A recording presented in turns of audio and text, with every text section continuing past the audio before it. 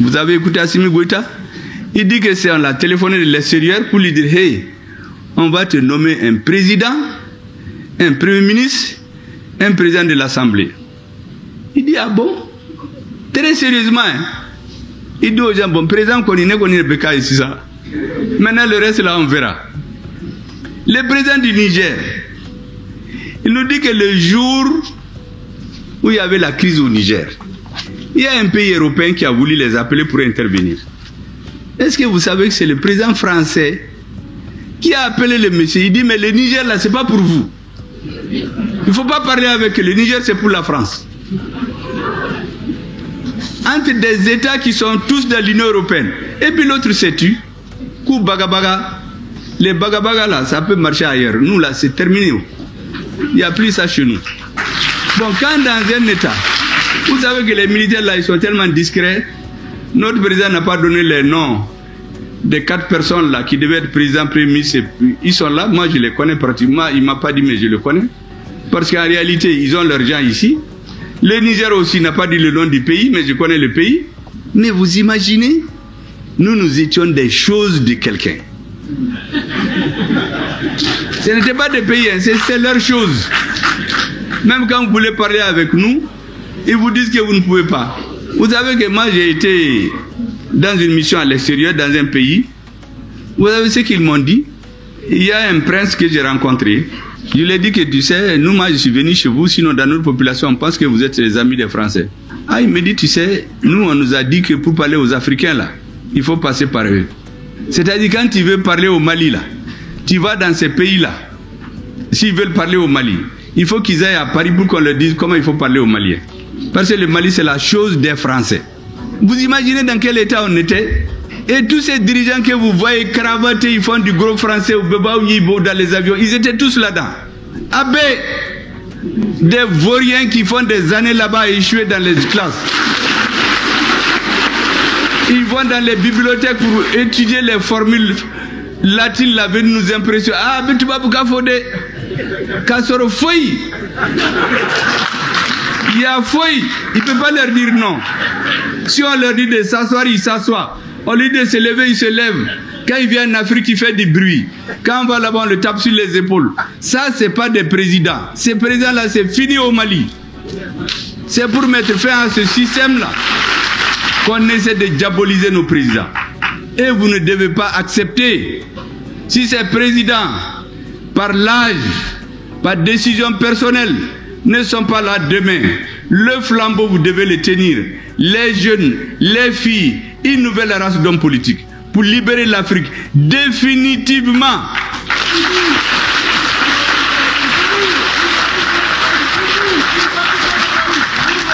Le dernier thème dont je vais vous parler brièvement, c'est comment est-ce que tout ça s'est organisé. La camisole là, vous croyez que c'est venu comme ça? C'est de longue date. De très longue date. Je vais vous faire un rappel. En septembre 1884, s'est tenue à Berlin une conférence qu'on appelle la conférence de Berlin sur le partage de l'Afrique, qui s'est achevée en février 1885. Ils avaient 2 résolutions. La première, en Afrique, il y a 2 grands fleuves. Un s'appelle le Niger, l'autre s'appelle le Congo. Il faut qu'on aille les aider à régulariser la circulation sur ces fleuves. Première conclusion. Deuxième conclusion, nous allons partir nous entraider. La France va apporter la mission civilisatrice de la France. L'Angleterre va apporter les 3 C. La civilisation, le commerce, le christianisme. Voici les conclusions de la conférence de Berlin. Les Russes étaient là-bas. Ils ont réuni 14 nations. Les Américains étaient là-bas. Les Américains leur ont dit, mais les Africains là, il n'y a personne. Mais c'est les Européens qui décident. Dans les relations internationales, c'est une question de rapport de force. Le roi de Belgique, on lui a donné le Congo comme propriété privée. La route Congo-Océan, là, ils ont tué plus d'1 million de Congolais pour construire la route. Mais aujourd'hui, ils disent que c'est eux qui ont civilisé les Congolais. 1 million, ils sont venus. Une fois qu'ils se sont installés, on a oublié le fleuve Niger, on a oublié les 3 C, on s'est mis à tuer les gens, à faire la guerre, coloniser, opposer les gens, retirer les richesses. Ils ont fait tout ce temps-là. jusqu'à ce que la Seconde Guerre mondiale a éclaté. Quand elle a éclaté, ils ont dit aux Africains, venez nous aider à nous libérer. Une fois qu'on est libre, vous aurez l'indépendance. Avant, on croit que les Africains, ils fuient. Sur le front, quand c'est chaud, c'est eux qui montent. C'est eux qui cherchent les serres à canon. On a compris que c'est des hommes qui sont braves. Quand la guerre est finie, les plus braves, on les a orientés quelque part pour les faire disparaître tous. Pour qu'ils n'aillent pas expliquer les choses à leur peuple. Les autres, que les gens connaissent, ça c'est des phénomènes qui ne sont pas les plus importants. En tout cas, dans l'histoire, il y en a beaucoup, mais au moins on les connaît. Pour montrer comment c'est important de connaître quelque chose. À Tcharoï, au Sénégal, les soldats ont demandé juste qu'on les mette dans leurs droits. On les a tués tous. Pourquoi ils revendiquent d'être dans les mêmes droits? Ça, c'est parce qu'on le sait. Mais ce qui est arrivé avec les autres, on ne le connaît pas. Qu'est-ce qu'ils ont fait? L'Union soviétique et les États-Unis ont dit aux puissances colonisatrices là, il faut décoloniser. Parce qu'eux aussi voulaient les affaiblir. Tous les autres sont partis. Les Français ont dit qu'ils ne partent pas. Ils ont commencé à louvoyer l'Union française, autonomie interne, et petiti et patata. Quand ils ont vu que rien ne marche, ils ont appelé un gouverneur colonial qui s'appelle Pierre Mesmer. On l'a désigné Premier ministre. Et on lui a dit, organise-nous la décolonisation. Voici ce qu'il écrit dans ses mémoires, je vous le dis. La France accordera l'indépendance à ceux qui l'exigeaient avec le moins d'intransigeance, après avoir éliminé politiquement et militairement tous ceux qui l'exigeaient avec intransigeance. Vous avez bien compris? Ils se sont organisés. Tous les gens qui sont réellement contre eux, ils les ont tués politiquement. Ils ont organisé des élections pour faire perdre leur parti. Là où leurs partis ont gagné, comme au Congo, comme au Cameroun, où il y a l'Union des populations du Cameroun. Pour qu'ils n'accèdent pas au pouvoir, ils ont organisé la guerre civile. Ils ont brûlé des villages. On a tué des femmes et des enfants. Les leaders politiques ont été empoisonnés, pourchassés et brûlés. En Algérie, on a tué les gens. Est-ce que vous savez qu'il y a des lieux où on a tellement tué de personnes, enterrés, qu'on avait peur qu'une commission internationale vienne voir les cadavres? On a ouvert les cimetières pour créer un four crématoire, pour faire des cendres, qu'il n'y ait plus de traces. Voici la mission civilisatrice. Et donc, quand on a eu l'indépendance, les présidents, on a commencé à les démarcher. Ceux qui s'opposent, on les élimine. On sabote leur économie. Les mêmes populations qui les applaudissaient deviennent mécontentes.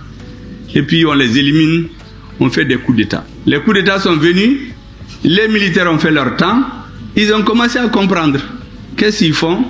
Les ressources financières des pays qui viennent de la vente du coton, du cacao, de l'or, on appelle ça les termes de l'échange. Ils divisent par 2 ou 3. Donc un pays qui a 3000 francs se retrouve avec 1000 francs dans l'année. La population augmente, les élèves augmentent, les services secrets rentrent dans les amphithéâtres, rentrent dans les studios. Ils disent aux professeurs, à la société, vos malheurs c'est ce monsieur-là. Il faut démocratiser. S'il part, vous aurez tout. On va ouvrir les internats, on va ouvrir ceci, on va doubler les salaires. Bon, vous savez, les travailleurs et les intellectuels, là, tout ce qu'on leur dit, ah, on va avoir 100%. Au Mali, tout le monde s'est levé. Les élèves, on leur a dit qu'on va ouvrir l'internat partout. Tout le monde, tous les pauvres se sont levés. On est allé même dans les jardins d'enfants. Un enfant ne peut pas être syndiqué. Mais les enfants se sont mis dans la rue. Parce que l'objectif, quand il y a trop de monde, le pouvoir va avoir peur, il va tuer des gens. Et il est discrédité. Au Soudan, pendant plus de 20 ans, ils ont cherché à diviser le Soudan. Ils y sont réussis en 2011. On a créé 2 pays. Pendant tout le reste du temps, on dit qu'il faut la démocratie. Comme certains s'agitent aujourd'hui pour dire que rien n'est fait au Mali depuis que la transition est venue. Jusqu'à un jour, on a trouvé une masse critique de femmes et d'enfants qui sont sortis dans la rue pour dire qu'ils veulent la démocratie. Les militaires ont lâché leur chef, ils l'ont arrêté. Ils ont fait un gouvernement d'union militaire-civile pendant 1-2 ans. Ils ont retiré tous les civils. Les militaires, ils les ont poussés. Regardez le Soudan maintenant. Les gens qui parlaient de démocratie, Ils sont tous morts. D'autres ont fui. C'est les militaires qui sont en train de se détruire. Ils ont détruit leur pays. J'ai fait cette parenthèse pour dire que quand les militaires ont compris ça, ils ont dit que mais ces militaires-là, il faut qu'on les enlève. On a dit qu'il faut la démocratie. La démocratie est venue. Dans un pays de 10 millions d'habitants, il y a 200 partis. Mais ça, c'est quoi ça? On a commencé les guerres civiles. Vous avez les guerres au Libéria, en Sierra Leone, ceux qui coupaient les mains là. Mais c'est des chefs d'État africains qui finançaient. Sous le couvert de la démocratie, on a renversé les régimes. Remarquez seulement, tous les pays de l'Afrique francophone que je sais, sans exception, prenez-les.